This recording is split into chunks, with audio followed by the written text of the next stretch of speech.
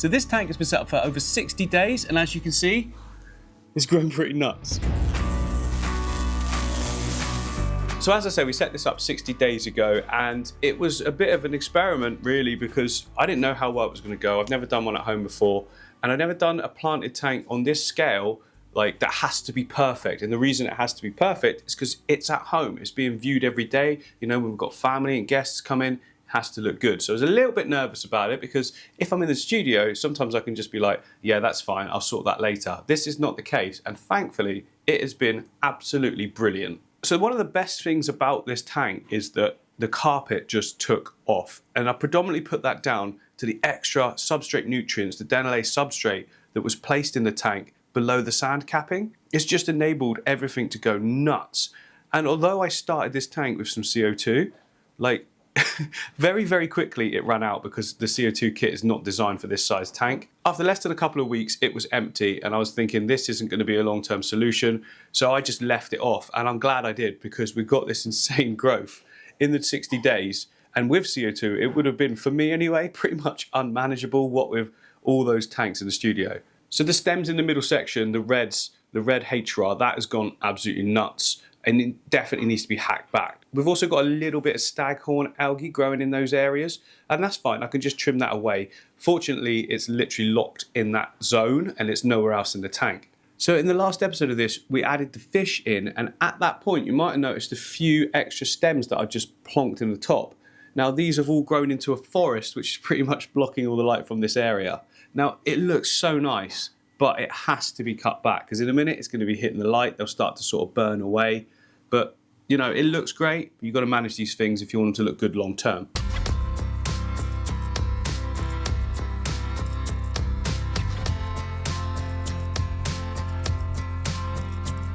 So today's mission is to get everything tidied up. The glass needs a bit of a scrape. Also, I need to thin out some of those foreground plants, because we've got the quadrilatus, which is a bit of a bigger leaf, and it's kind of overtaking everything. So I'm going to get that sorted.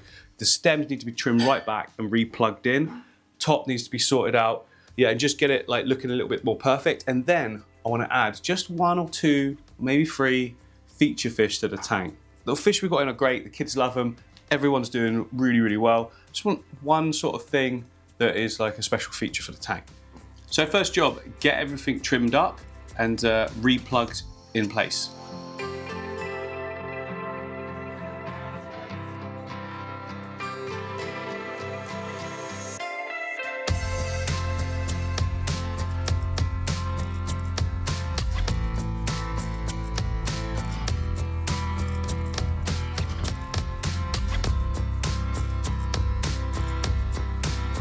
So this is staghorn algae, and the good thing about it is it's quite easy just to pull off.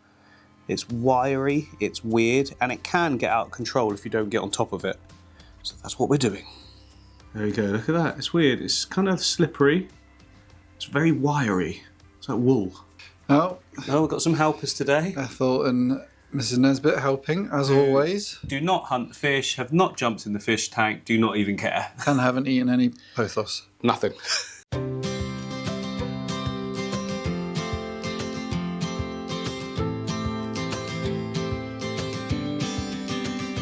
So this is a leaf that wasn't even attached from Bulbitis, and as you can see, the staghorn's really able to grow on that because it's not growing. And there's a snail, goodbye. Oh, another piece of staghorn. Well, so it's not growing, so it's not, there's no movement and... Yeah, it seems to grow on unhealthy plants. It can grow on healthy plants as well, but it seems to happen more on unhealthy plants. Just a moment of distraction. Crazy how much it's grown. Yeah, in total, I've probably done about 5 water changes, and all of them within the first month. So since I got the green water to clear, and I'll get to how I did that in a little bit, it's been absolutely perfect. I haven't done a water change since, because I'm not someone who's like, no water changes. It's like, if it needs a water change, give it a water change. And once I got it settled, it didn't need it. So, you know, even now after this, there's no real reason to change the water other than to remove any waste. The plants are growing so well, they're using it all.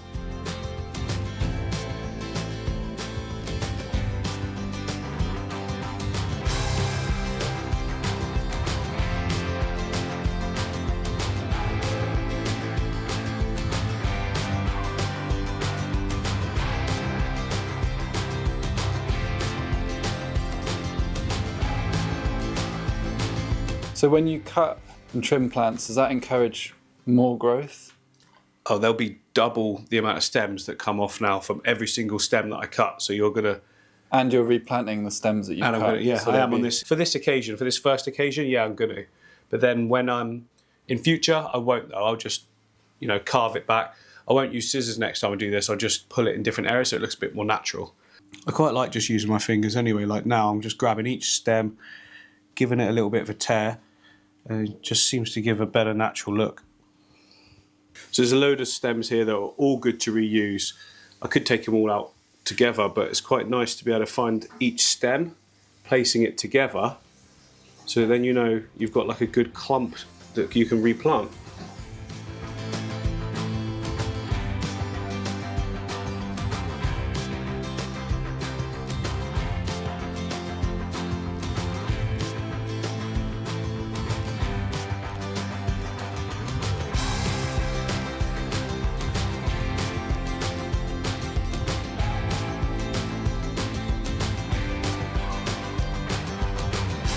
No slippers today. Oh, no. Nice Crocs. I don't know where I put them. So this plant was growing near the surface, and the 2 points I'm holding is the main original stem, and you can see all the roots, and each node has created a different direction of stems. What's quite good about this is I could just take each one, pull it off, and I've got brand new stems to add. All nice and fresh. The roots are a bit weird, but it's fine. It's natural.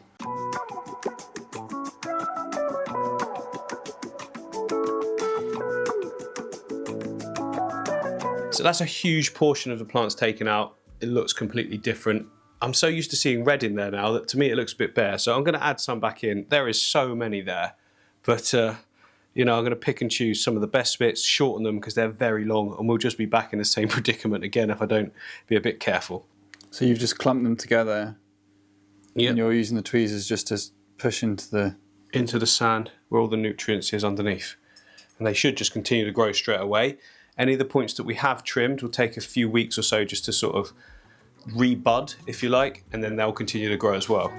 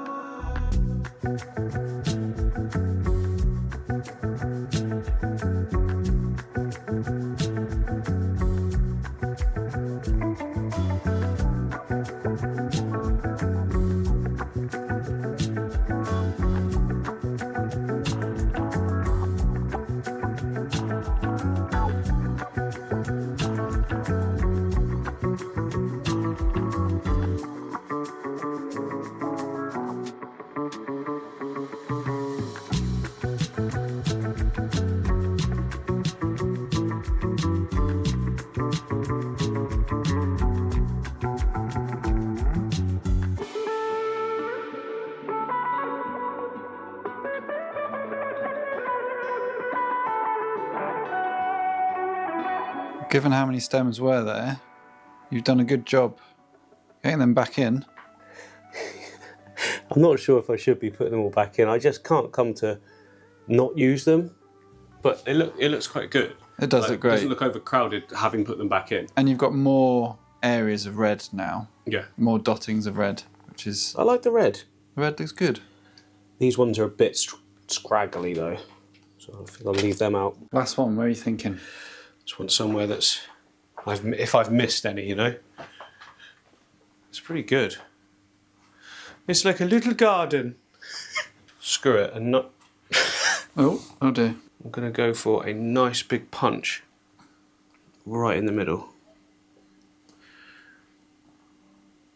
which will get better and better and better. Nice. It's opened up that whole end again now, hasn't it? Yeah. And I better dry the floor before Kate goes mad. Kate's coming, Kate's coming. Kate, don't come in here. There's nothing to see. What are you cleaning, Mark? Nothing. Should probably put some towels down in future, I think. I think we said that last time. Yeah, I think so too. You know me, let's crack on. Yeah. All good. Kiddies. Ready.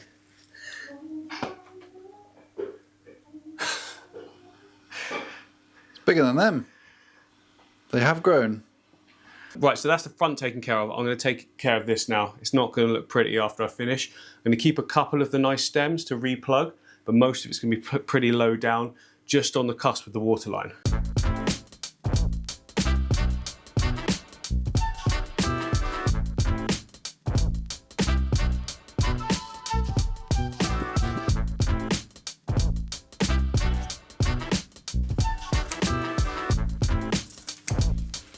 Really having to give it some, aren't you? Yeah, it was too much. Cats. They're all right. Yeah, so this area here, look, you can see I've hacked it right back. It's not very pretty looking. But this Hydrocotyle luciciliana, I'll put the name of it up, big leaf hydrocotyle, looking so good and fresh. So what I think I'll do is trail it over it a bit. It'll still stay wet, but it will all grow out of water really well as well. That was going to be my question. Is it fine out of water? It's going to need to convert a little, but look, it's so close to the surface that everything's still going to stay moist. And the good thing is this won't just try and grow completely upwards. So, I mean, the stuff that I have cut will start to regrow, but I think I'm going to stay on top of it a little bit more next time. I say that all the time. Yeah, right. But this will help that. This will help with the maintenance. And yeah, it does look less impactful, but look at how much light now we're getting here. We had nothing here before. Yeah, it was just dark. It's transformed. So you're actually seeing a lot more of the underwater scape, aren't you? Yeah. And this is kind of the perfect height for the stems now for it to look good.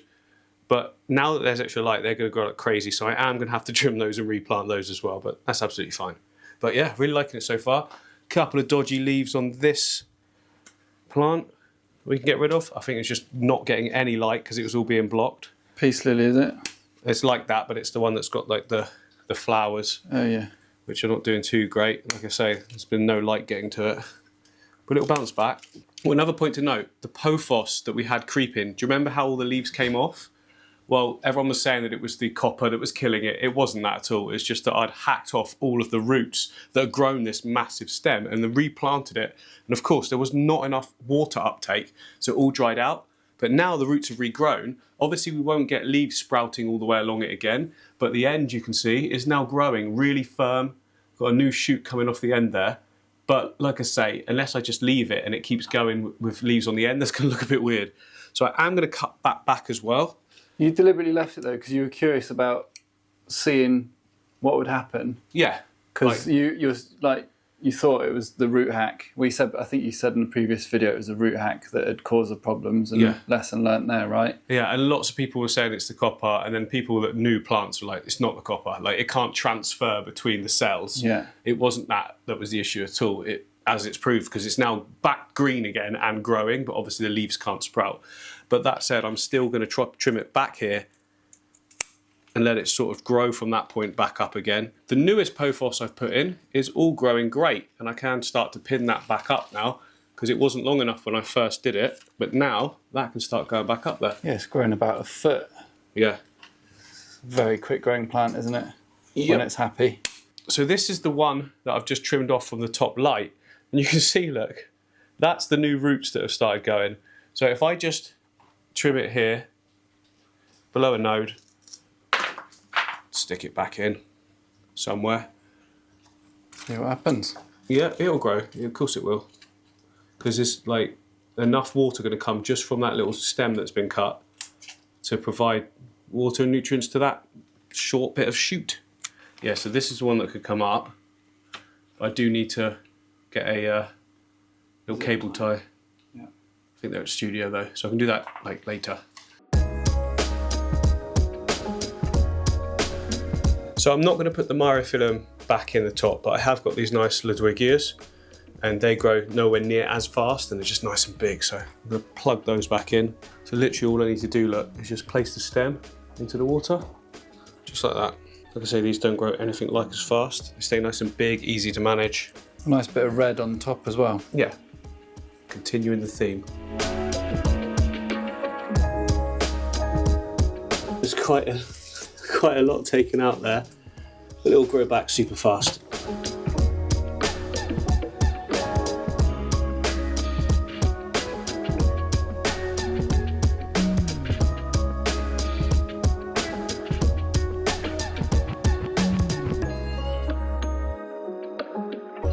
I think that looks fantastic. Well, I think that looks much better. I love the sort of raw look of it all, but it was obviously too much. So for me, it's very neat and tidy at the moment, but I know it's going to look good in long term, so I'm happy with it. But what I do need to do is get rid of some of the quadrilatus, which is down here, which is the larger leafed one. It's a brute and it's taken over, and the glossostigma is already growing really well, and soon it's not going to get any light because of the bigger plants, so I need to take that out.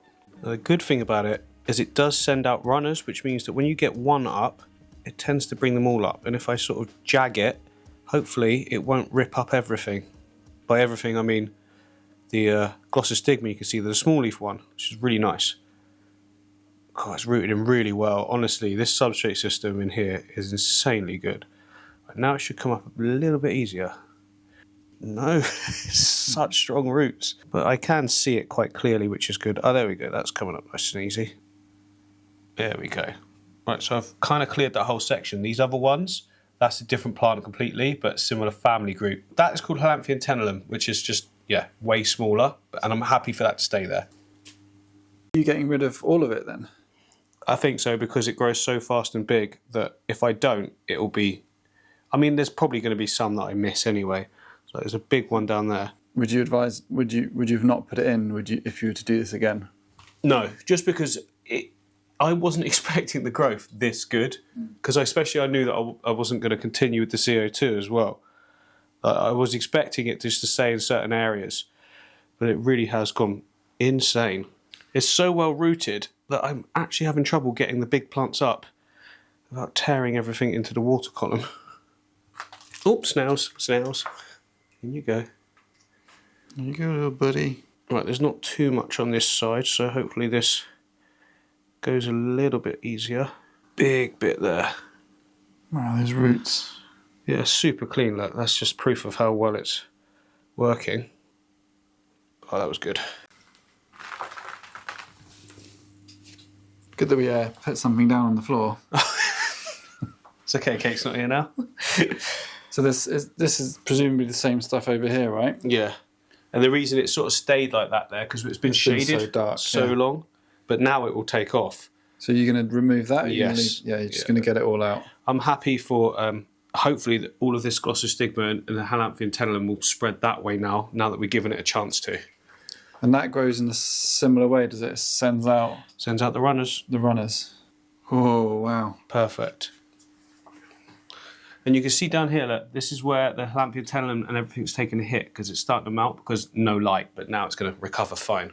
I guess you just have to kind of, when you're doing a planted tank, really keep an eye on that kind of stuff, right? Yeah, I mean... It's kind of obvious that if it's dark, it's going to stunt growth. Oh, massively. But it's the biggest factor. Oh, it happened again. Next time I will get a towel, from the start. Yeah, right. Right, there's only one more piece of maintenance that we need to do, and that, hang on, there we go. And that is to scrape the glass, which I probably should have done at the start, but at least now it's going to get full HD mode very shortly.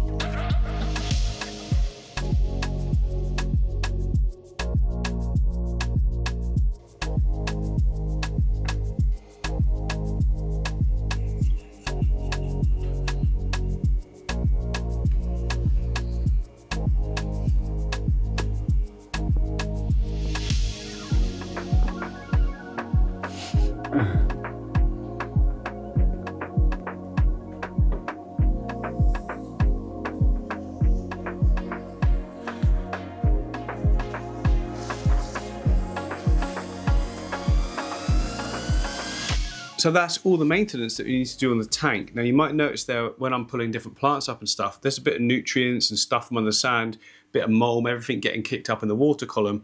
Now, a lot of people would be like, yeah, let's pull the water down, do a water change, but I'm not going to. Right? First of all, the water will clear itself with the filters anyway, so the fine particles will be taken out. But also, those nutrients now are going to be food sources for all those stem plants we put in, because their roots aren't going to be established. We've trimmed them and re-put them in. It's going to be a couple of weeks before they've got good roots again, but they will pull nutrients from the water column.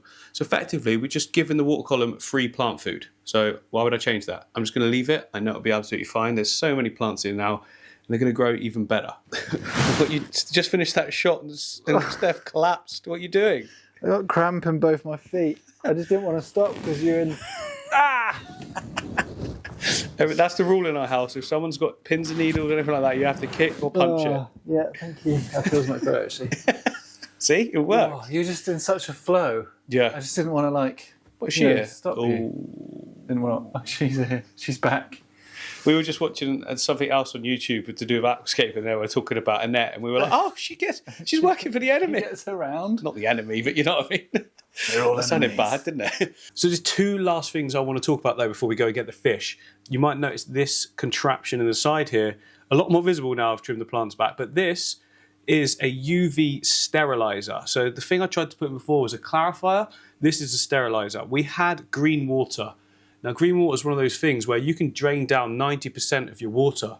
And if you've still got a little bit left of it there, when you fill it up, within a few days, it's multiplied and gone everywhere again. The only real way I've ever found to get rid of it is two things. Loads and loads of floating plants to the point where the light is barely penetrated. That sort of kills it because it needs a light source.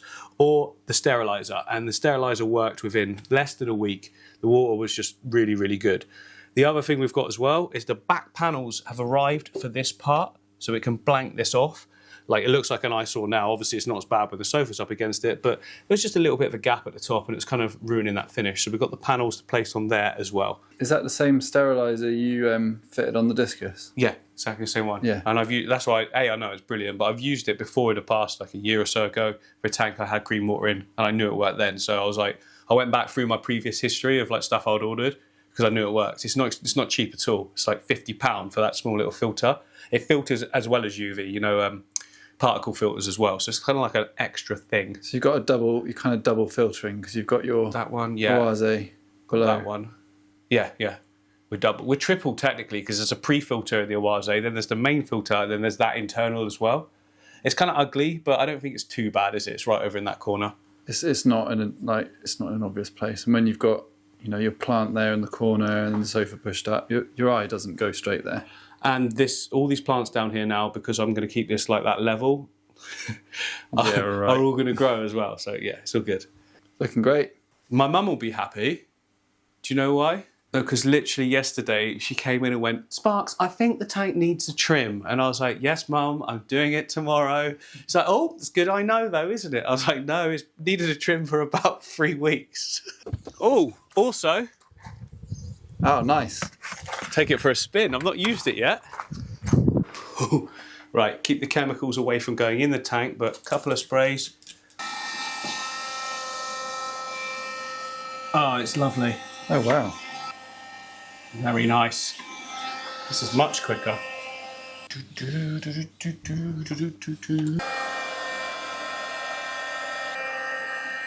mean, the care and attention is second to none right now. I mean, you look after your tanks in the studio, but this is next level. It's the home tank, Steph. It's the home tank. You're basically spit polishing it.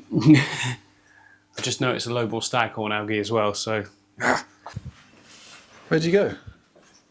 Oh, just getting the panels.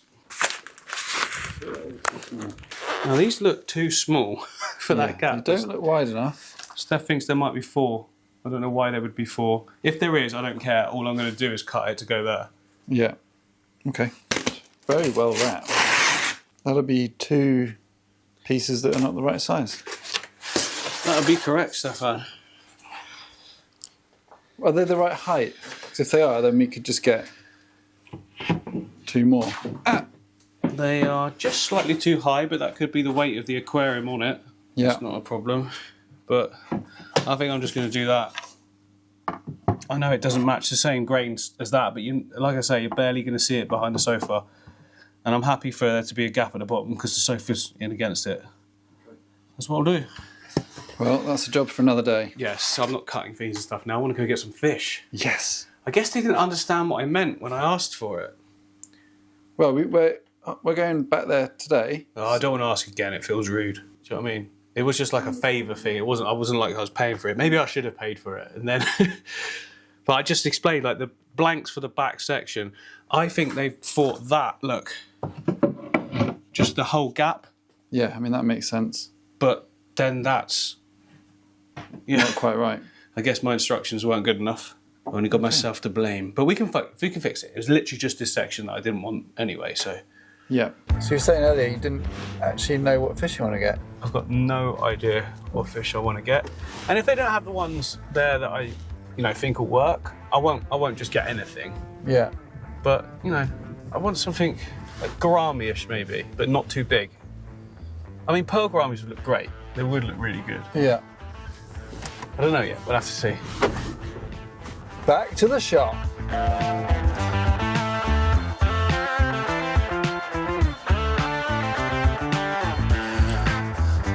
Here we are again.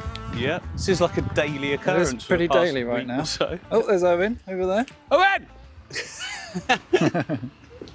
And we can go through the back door. Yeah. We are back! Sorry. Right, obviously we're here for some feature fish. I'll get to that in a minute, Martin.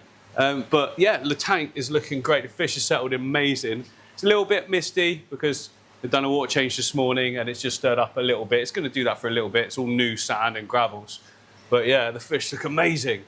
They're everywhere as well. Right, so over here we have got live bearer section. We've got live bearers. I'm not worried about that. But what is that? Paradise fish? Yeah, paradise fish. That's pretty cool. This one here. Yeah. And it is in with similar sort of fish to what we've got right now. So that's just like a cool feature. Might be quite nice. Yeah, quite. Some males. I think they're both males. Quite interesting colours. Females. Oh, that could be a female, so it's got smaller fins. And then that's definitely a male. Look at that one. And that one, to be fair. I'm not sure. We'll have to ask Martin on that one. But okay, that's a maybe. Quite like those, do you? Yeah, they're interesting. They're definitely different. I've never had them. I mean, are you wanting something that's slightly bigger as well, if it's a feature fish? Bigger, but not too big, because obviously, like I said to you Yeah. before, if it fits in another fish's mouth, then they will be eating it. Yeah, yeah. Rams are cool, but you need a high temperature, and yeah, not interested. Not for me. Shrimp, no. Well, there's some Shrimp- quite shrimp- fun shrimp. Some shrimp will be nice in that. So those are Caridina, a lot harder to keep. You can't Yeah. just sort of put them in with what I've got. You need a dedicated tank with dedicated, water parameters. This is their feeding stick stuff that you wouldn't have seen before. Wow. Nice. What about this one? It's quite cool, actually. Would there be a feeding stick on that? Oh yeah, that's what it's for. Yeah, it's holding the feeding stick, that's not fun, his. isn't it? That is Yeah. Johnson. We've got a nice couple of apistogramma up here. Rio Vupes dwarf cichlid. It is apistogramma though, but yeah, there you go, apistogramma written underneath it. Bit smaller than I was hoping for, and not really what I'm looking for. That size tank. We're never going to see them basically. That's the only thing. Yeah. Oh, the 8 foot's looking nice. Look at that. That limnophilia really has grown in. Now there is the option of a few electric blue acara because they are only small at the moment as a grow out for them, but the likelihood of me being able to catch them afterwards, if they do grow out, is quite low. Oh, we've got the pike cichlid up here. Yeah, you keep stopping on these every time we come in. They are definitely not going in. They will eat everything eventually. Like I think they'll be all right for now. They look They're inquisitive. They look smart, don't they? They look smart. They also look like bullets. They're going to nail everything. Yeah. And they're they're dwarf pikes. Yeah. They are cool. There's one at the top as well. Martin was saying before the other day that they need to carefully kind of pair Choose what these with goes other with it. ones Yeah. because they're quite aggressive. Right, we've got like more sort of like schooly fish. Again, that's not what I'm interested. This is more what I'm talking about. Some nice pearl gouramis. And I know these have been here for a little bit as well, so they are all decent. Really, really nice male I can see. Like the males will have far more of the oranginess to them. They are probably my first choice right now. Because they will get a lot bigger. They will get, remember, like the one I've got in the 8 foot, Yeah, like the 8 this foot big. ones. But, Looking great. but he's fine, isn't he, with all of those other smaller Yeah, fish? So absolutely fine. that's what's making me think, you know, we don't want any massacres. It's the family tank. Well, only massacres full stop. Well, no, obviously. What are these? Rainbow fish. No. Oh, yeah, so they are network cory, and they are big. Yeah. Absolute monsters. Yeah, they are. Come in large. They must be a new arrival because they weren't here last week. No, they weren't. There's a tank there next door as well. Oh, when we left, the arrival was coming later that day, wasn't it? Was it? So all of these ones are... Oh, there's something in there. There's some kind of Acara that looks really nice. I don't know what it is. Ah, Thayer's Dwarf Acara. Okay. It's just the one there. Where's that one? Oh, I see it at the back. Gosh, Yeah. couldn't see it at all. It's very like camouflaged. Oh, there's two. So there's one there as well. Oh yeah, they're quite cool looking. Yeah. But again, I think they're going to If get they- large. Yeah, 12 centimetre. a bit big. So what is an option? I've already got them in the 8 foot, but one of my favourites is the keyhole cichlid. And they've got some little babies down here. It's a large one as well. But it might be quite nice to see them growing up in the tank. They look really nice, actually. Slightly different markings to mine, but that could be an age thing. The red on the top of the fin. I don't think mine have got that. There's always going to be different variants and things. They are small at the moment, though, so not very featurey. I think I do want some. All of them. This is the problem when you go fish shopping. Yeah. Yeah, so there's quite a few, you know, schooly type fish, but that's not what I'm here for. These are funny. Look at these stuff. Oh yeah, Twig catfish. they've got ginormous noses. I was looking at these the other day and just laughing at them. It was But they- I imagine it talks like that. I mean, it doesn't talk, but It doesn't talk. What's this orange thing? that is bristlenose pleco, but it's like the super red, they call it. Even though it's not red, it's kind of orange. But Do they say that small? no, they get the size of normal bristlenose. Right. But these are just the babies. Right, these are cool. So this is a type of apistogramma as well. Basically, what you'll find is apistogrammas are always pretty cool, and even the ones next to them, they're apistogrammas. Oh no, no, not the crebensis. So Oh, like look at that. both cichlids. Cory there with the orange. Yeah, a fluorescent dolphi. I orange. think it's a dolphi. I don't think it's yeah. a dolphin, but They're very cool. But yeah, those are wicked. So that's a McMaster's dwarf cichlid. Quite Yeah. small though. Again, like They are I'm looking for small. something for impact for. Oh, even better next door. Colours on these beauties. So Wow. this is gold McMaster's dwarf cichlid. Wow. you've been tangoed. And then again, there's more next door of pistogramma. So you can basically, there's so many different types of pistogramma, and they are very cool. But like, I feel like I would want them in a smaller sort of tank, Yeah. just to really show them off, because we're never going to see them otherwise, unless you get like 20. Yeah. Yeah, you want something that's a bit bigger as your kind of feature fish. So we've got some honey gourami up here. Now, I quite like honey gourami because they, some of the gouramis that are like powder gouramis with the strange colours, they don't, I've always struggled with them. Whereas honey gouramis, pretty much bulletproof and always do well. They don't have their tendrils, though, that the pearl gouramis have. You know, the big, like- They do, they're just tucking them up, look, so they're Oh, nowhere near yeah, as yeah. long. They're not as long, but they are babies, see, so they will get that. I think I'm decided on the pearls. Yeah. Yeah, I like them. And maybe some little group of 5 keyhole cichlids as well. So, so I've decided, I know they're fine, but I want you to explain and say that it's okay as well. But I was thinking a little group of 3 of the pearl gourami. Yeah, trio pearl gouramis, male and a couple of females. Yeah, massive tank. Yep. Absolutely brilliant. Cool. Yeah, it has to be male to 2 females. If you put 2 males and 1 female, The males will just batter each other. they'll fight each other till there's only one left for sure. I've had that before. Oh, yeah. By accident as well, because I got the pearl gourami small when it was harder to sex. Yep. When they grew up, not Yeah, great. thankfully that size. There's a couple of really, really obvious boys and Yeah, a group exactly. of females. So yeah, Yeah, shouldn't and be the too hard. other thing is, little group of 5 of the keyhole cichlids, Cool. of the small ones. Yep. Just because I've had them with smaller fish before, you know they're quite gentle. They take a while to grow. They're one of my favourite cichlids. Yeah, they're my favourite cichlid. They're They were mine. the first cichlid I ever kept. So yeah. Understated, aren't they? Oh, very much understated. I've kept them everything through from neo touches all the way up through to discus. The last time I had them, it was a group of 10 in a 450 litre discus tank. Bred without too many problems, and yeah, It's Didn't my even 8 cause foot. anyone any grief whilst they're spawning. So yeah. Yeah, my 8 foot's got like a group of 10, Yeah. and they're so good. They stay together so well, don't they? Oh yeah, they're stunning fish. Okay, yeah. Please have that. Yeah, 5, I think, would be 5 is a good number, isn't it? 5 of them, 3 of them. Yeah, I think that's perfect, and then it just adds a real nice extra element to the tank that's already got a lot of smaller fish. So yeah, and the kids will love them as well because it's a bit more obvious. Yep.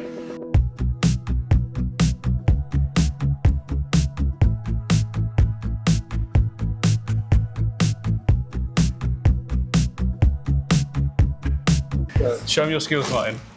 Ready? Nice. It's the banding thing that impresses me. Yeah.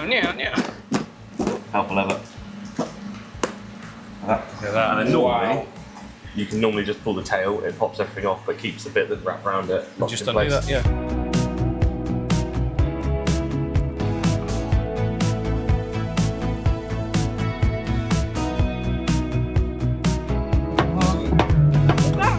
We are back from the fish shop. I've got the fish here. They've been in the car, but let's temperature acclimate them first. We'll have some lunch, and then we can put them in. Ooh. And why did you turn the lights off? Just because the bags are going to be right close to it, and it might be a bit, they've been in the dark paper bag, and then all of a sudden the bright light might freak them out a bit. Not to startle. Yeah. Pearl gouramis. Oh, the cat's looking.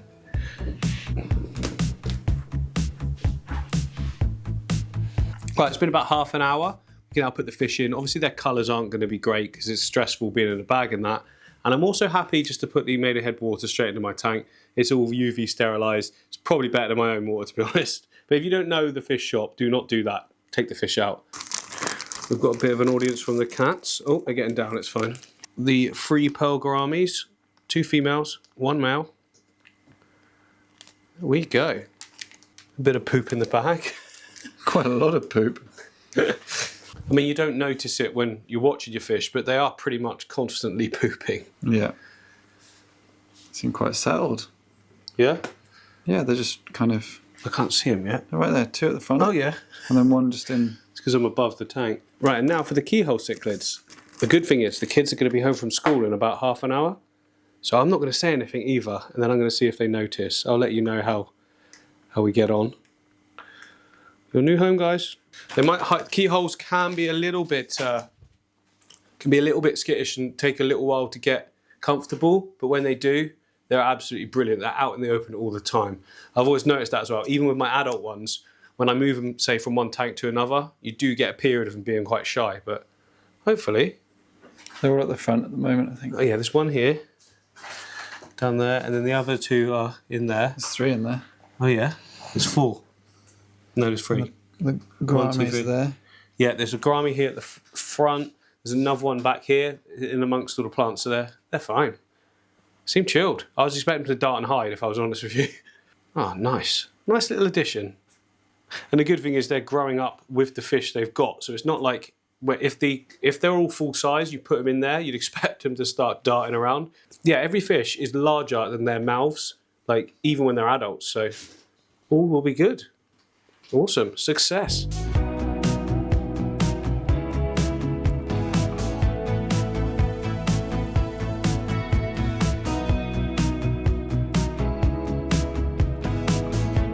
So here's a shot of the tank before we did all the trimming. As you can see, it looks great, but it's just massively overgrown. And here we are now, fully trimmed with the new fish in. I think it is definitely better, 100% better. There's a lot more room for plants to grow. All areas of the tank are getting light hitting it, which means we'll get even better growth, especially on the substrate. And the carpet's just going to get thicker and thicker as time goes by. And then those middle sections where all the stems are, it's going to get thicker as well, to the point where I'll have to trim it quite extensively. But it's fine. It's a simple task to do. It takes more time to do what we did this time because I'm like trimming, replanting, organising things. But in future, when you do like stem trimming, you just hack it all off, scoop it all up, and job done. I just saw a little baby, well, Stefan saw it first, tiny little baby molly, and then Stefan got the camera and he's gone. So that's great, because if there's one, there's definitely going to be more of them. Now, that's the thing with like, when you've got like dense planting like this, the chances of survival for any of these babies is massively increased. Most of them are clever and they'll stay under cover. But, when they start to get big enough, then they come out.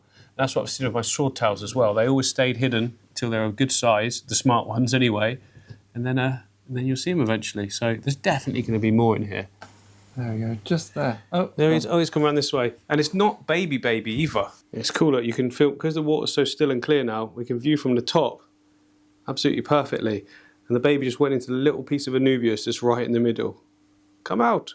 Probably not going to come out of us hanging our heads over the top like this. The fish are going crazy because when I'm not usually here, there's food coming in afterwards. It's quite fun watching them feed, actually. We should show that. Right, it's quite cool because do the tap. I always do a little tap. Look, they all know it's coming. And they all jump up at it. It'll be nice for the new fish as well to know that this place is safe, it's got food.